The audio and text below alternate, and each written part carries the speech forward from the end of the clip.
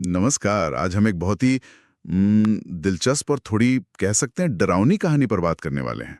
सोचिए जरा, एक ऐसा संग्रहालय जिसकी दीवारें, वो तस्वीरें, वो सिर्फ देखने के लिए नहीं है, वो लोगों को अपने अंदर खींच लेती हैं। ये जो जानकारी है, ये हमें भूतिया तस्वीरों का संग्रहालय नाम के एक वृत्तांत से मिली है।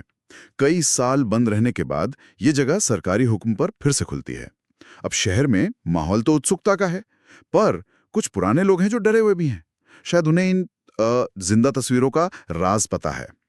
खैर, सुबह 10 बजे संग्रहालय खुल जाता है और पहले ही दिन जबरदस्त भीड़। लोग टूट पड़ते हैं देखने के लिए। अंदर का नजारा तो बस हैरान करने वाला। हजारों डरावनी भूतिया सी तस्वीरें, कुछ तो ऐसी कि लगे जैसे जैसे अभी आपसे बात कर लेंगी। और अ, तभी गड़बड़ शुरू होती है। एक परिवार आता है, उनका बच्चा भीड़ में कहीं खो जाता है। सब ढूंढते हैं पर वो मिलता नहीं। फिर गार्ड सीसीटीवी देखता है और और पता चलता है कि सिर्फ बच्चा नहीं, कई और लोग भी गायब हैं। ये क्या था? हाँ, ऐसा लगता है कि तस्वीरों ने अपना असर दिखाना शुरू कर दिया था। और वो भी पहले ही दिन। गार्ड तो घबरा गया होगा। उसने फौरन पुलिस को फोन किया। फिर मीडिया भी आ गई। हंगामा मच गया। पूरा संग्रहालय छान मारा गया, कोना कोना देखा गया। पर गायब हुए लोगों का कोई नामो निशान नहीं। जैसे हवा हो गए हों। इसी तलाशी में एक पुलिस वाले की नजर एक अजीब सी तस्वीर पर जाती है। एक आदमी पेड़ से उल्टा लटका है। पीछे एक एक बहुत डरावनी सी औरत खड़ी है। गार्ड से पूछा तो उसने कहा, साहब ये तस्वीरें तो सदियों पुरानी है, सैकड़ों साल। और यही यही वो चौंकाने वाली बात सामने आती है। वो ऑफिसर गौर करते हैं कि कई पुरानी तस्वीरों में कुछ चेहरे ऐसे हैं जो आज के जमाने के लग रहे हैं। कपड़े, हाव भाव, सब आज जैसा। और जब उन चेहरों का मिलान गायब हुए लोगों से किया गया तो सबके होश उड़ गए। वो वही लोग थे जो सुबह संग्रहालय घूमने आए थे और अब उन तस्वीरों में कैद थे। अरे बाप रे! सच में, मतलब वो लोग तस्वीरों का हिस्सा बन गए थे। ये तो पुलिस के लिए भी, मतलब क्या ही मामला रहा होगा, समझ से बिल्कुल बाहर। बिल्कुल, पुलिस के लिए ये एकदम नया था। उनके बस की बात नहीं थी ये। इसीलिए फिर एक विशेषज्ञ को बुलाया गया, एक पैरानॉर्मल एक्सपर्ट। उन्होंने अपनी मशीनों से, तकनीक से चेक किया और कहा, हाँ, यहाँ कुछ गड़बड़ है। संग्रहालय में वाकई कोई ऐसी ऊर्जा है जो सामान्य नहीं है। और उन्होंने ये भी बताया कि ये तस्वीरें इंसानों ने नहीं बनाई। ये तो एक पुराने महल के तहखाने से मिली थी। तहखाने से? ये क्या मतलब हुआ? इनका इतिहास क्या था? हाँ, इसके पीछे एक पुरानी कहानी जुड़ी है। कहते हैं कि किसी जमाने में एक राजा था।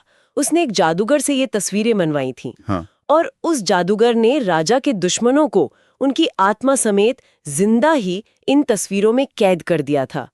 अब इतने सालों बाद वो आत्माएं, जो अब शायद भूत बन चुकी हैं, वो बाहर आने के लिए तड़प रही थीं। हाँ। और बाहर आने के लिए उन्हें चाहिए थे जिंदा इंसानों के शरीर। हाँ हाँ। तो संग्रहालय से जो लोग गायब हुए, वो असल में इन्हीं आत्माओं का निशाना बने थे। ओह, ये तो बहुत ही भयानक है।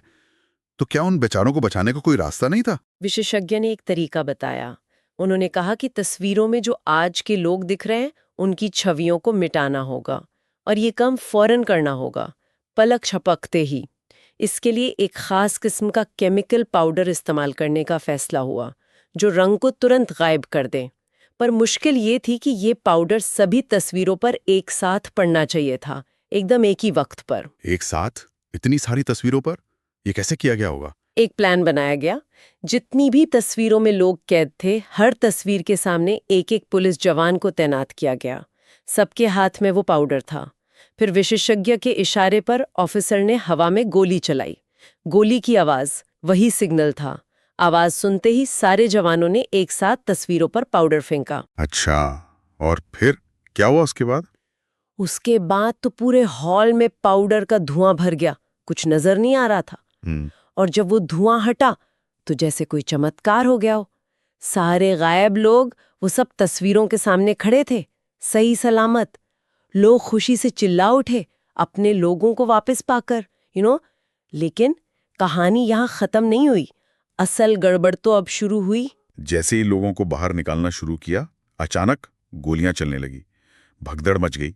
कुछ लोग मारे भी गए उसमें। और गोलियां चलाने वाले कौन थे? वही पुलिस जवान जिन्होंने अभी अभी उन लोगों को बचाया था। हाँ, विशेषज्ञ फौरन समझ गईं कि ये क्या हुआ है। एक मुसीबत खत्म हुई तो दूसरी शुरू हो गई। ऐसा लग रहा था कि तस्वीरों से जो आत्माएं आजाद हुईं, उन्होंने अब उन पुलिस जवानों के शरीरों पर कब्जा कर लिया था। अब इनको कैसे निकाला जाए, ये विशेषज्ञ को भी नहीं पता था। तो फिर क्या किया ऑफिसर और विशेषज्ञ ने? वो किसी तरह गोलियों से बचते बचाते बाहर भागे और संग्रहालय का दरवाजा बाहर से बंद कर दिया। अंदर से गोलियों की आवाज आनी बंद हो गई। तो संग्रहालय एक बार फिर बंद हो गया। इस बार अंदर वो भूतिया तस्वीरें तो नहीं थीं, लेकिन उनकी जगह उन पुलिस जवानों ने ले ली थी, जिनके अंदर शायद अब वो पुरानी आत्माएं कैद थीं। एक तरह से कहें तो जिंदा भूत। कहानी का ये अध्याय तो यहीं खत्म हो जाता है, पर एक सवाल मन में रह जाता है ना, जब तस्वीरों से आज के लोगों को मिटाया गया, तो क्या वो मूल आत्माएं, मतलब राजा के दुश्मन, वही आजाद होकर जवानों के शरीर में आ गईं, या यही कोई और ही शक्ति थी जिसने इस मौके का फायदा उठा लिया? इसका जवाब शायद अगले अध्याय में मिले, या शायद कभी नहीं।